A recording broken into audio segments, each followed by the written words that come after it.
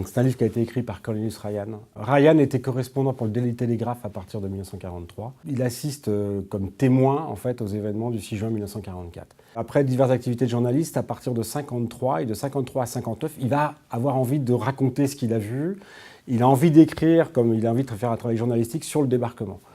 Il va interviewer 172 personnes, il crée 1400 fiches de témoins allemands, anglais, canadiens, français, américains évidemment. Et en 1959 est publié son livre qui s'appelle The Longest Day, Le jour le plus long, qui est l'œuvre fondatrice en fait de la mémoire du débarquement. Et il le publie en 1959, c'est le 15e anniversaire du 6 juin 1944. Il n'y a pas jusqu'alors tellement de commémorations autour du 6 juin. Ce n'est pas un sujet qui intéresse tellement les gens à ce moment-là. Ils ont envie de tourner la page, c'est la reconstruction, la guerre c'est bon, il y a eu la bataille de Normandie, les villes normandes ont été détruites. Donc les gens ont envie de passer à autre chose. Et lui, pour ce 15e anniversaire, sort le livre qui est un succès de librairie immédiat. Et tellement immédiat que 3 ans plus tard, il y a le film Le jour le plus long qui est créé par les Américains.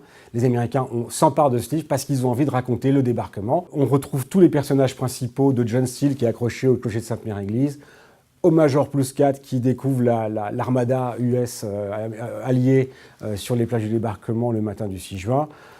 Tous y sont.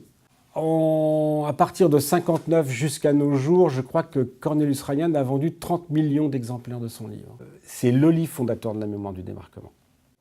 C'est un best-seller, c'est un livre incontournable.